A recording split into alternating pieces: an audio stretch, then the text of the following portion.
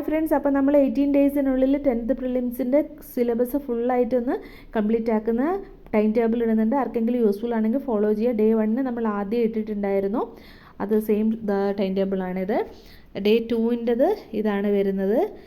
പെട്ടെന്ന് move ആവുന്നുണ്ടെങ്കിൽ pose ചെയ്ത് വെച്ചിട്ട് ജസ്റ്റ് ഒന്ന് എഴുതി വെക്കുക, എന്നിട്ടത് കംപ്ലീറ്റ് ചെയ്യാൻ നോക്കുക. ഡേ 3ൻ്റെതാണ് ഭിന്നസംഖ്യകൾ, അയിരുകളും ധാതുക്കളും, രോഗങ്ങളും രോഗകാരികളും, മനുഷ്യാവകാശ കമ്മീഷൻ, കേരളത്തിൻ്റെ അടിസ്ഥാന വിവരങ്ങൾ, ഫെബ്രുവരി 1 to 15 CA ആണ് ഡേ 3യിൽ വരുന്നത്.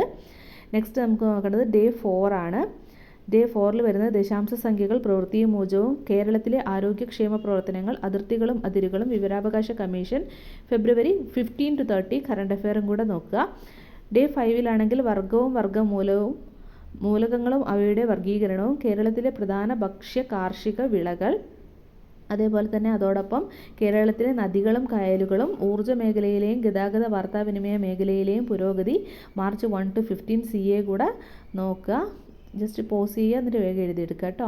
ഡേ 6ലാണെങ്കിൽ വർഗവും വർഗ്ഗമൂലവും, ഊർജ്ജവും അതിൻ്റെ പരിവർത്തനവും, വനങ്ങളും വനവിഭവങ്ങളും, അയ്യങ്കാളി ചട്ടസ്വാമികൾ, ശ്രീനാരായണ ഗുരു, പിന്നെ ബാക്കിയുള്ള പോർഷൻസും കൂടി ജസ്റ്റ് ഒന്ന് പോസ് ചെയ്ത് വെച്ചിട്ട് വേഗം എഴുതിയെടുക്കുക കേട്ടോ. അതേപോലെ ശരാശരി 8ൽ നമ്മൾ 7th ഡേയിൽ ടൈം ടേബിൾ ഇട്ടിട്ടില്ല, കാരണം റിവിഷന് വേണ്ടി വെച്ചേക്കുന്നതാണ്. 7th ഡേ നിങ്ങൾ റിവിഷൻ ചെയ്യുക. 8th ഡേയും 8th 9th ഒക്കെ ടൈം ടേബിൾ വന്നിട്ടുണ്ട്. നമ്മളൊരു 5 ഡേയ്സ് കൂടെ കഴിഞ്ഞിട്ട് അത് 2 ദിവസത്തെ റിവിഷൻ വെക്കുന്നുണ്ട്. ഇത് നമ്മൾ ലാസ്റ്റിലേക്ക് വരുമ്പോൾ ടൈം ടേബിൾ നന്നായിട്ട് കുറച്ചിട്ടാണ് ഇട്ടേക്കുന്നത്. എന്താണെന്ന് വെച്ചാൽ ഫസ്റ്റ് സ്റ്റാർട്ടിങ്ങിൽ നമുക്ക് നന്നായിട്ട് പഠിക്കാനുള്ള ഒരു ഉത്സാഹമൊക്കെ ഉണ്ടാകും. പിന്നെ കുറച്ച് ദിവസങ്ങൾ കഴിയുന്നതിനനുസരിച്ച് നമ്മളെ ഊർജ്ജം കുറഞ്ഞു പോകും. അതിനനുസരിച്ചാണ് ഞാൻ ടൈം ടേബിൾ ഫിക്സ് ആക്കിയേക്കുന്നത്. അപ്പോൾ കൂടുതൽ ഊർജ്ജമുള്ള സമയത്ത് കൂടുതൽ പഠിക്കട്ടെ എന്ന് കരുതിയിട്ട് ആദ്യത്തെ ഫസ്റ്റ് വീക്കാണ് നമുക്കൊരു ജസ്റ്റ് ഒന്ന് ഒരു എഫേർട്ട് എടുത്ത് പഠിക്കേണ്ടത്. പിന്നെയൊക്കെ കുറച്ചിട്ടാണ് ടൈം ടേബിൾ ഇട്ടേക്കുന്നത്. ഇങ്ങനെ പഠിച്ചിട്ടും നമുക്ക് സിലബസ് തീർക്കാൻ പറ്റുന്നുണ്ട്. അതുകൊണ്ട് ഇപ്പം തന്നെ ഈ ഒരു ടൈം ടേബിളോ അല്ലെങ്കിൽ ഏത് ടൈം ടേബിൾ ആയാലും സമയം വൈകാതെ തന്നെ ഒരു ടൈം ടേബിൾ ഫോളോ ചെയ്തിട്ട് പ്രിലിംസിൻ്റെ എക്സാം ക്ലിയർ ചെയ്യാൻ നോക്കുക.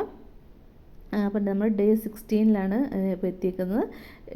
ഇത് പെട്ടെന്നാണ് നമ്മുടെ വീഡിയോ ഇങ്ങനെ പോയിക്കൊണ്ടിരിക്കുന്നത്. അപ്പം എഴുതാൻ പറ്റാത്തവർ പോസ് ചെയ്തിട്ട് എഴുതിയിട്ട് ഓരോ ദിവസം വേണേൽ ഓരോ ദിവസം എഴുതിയെടുക്കുക, അല്ലെങ്കിൽ ടോട്ടൽ എഴുതിയെടുത്തതിന് ശേഷം ടൈം ടേബിൾ ഫോളോ ചെയ്യുക. ആർക്കെങ്കിലും യൂസ് ആവട്ടെ എന്ന് കരുതിയിട്ട് ഇട്ടതാണ്, ഞാൻ ഫോളോ ചെയ്യുന്ന ടൈം ടേബിളാണ്. അപ്പോൾ സബ്സ്ക്രൈബ് ചെയ്യുക. താങ്ക്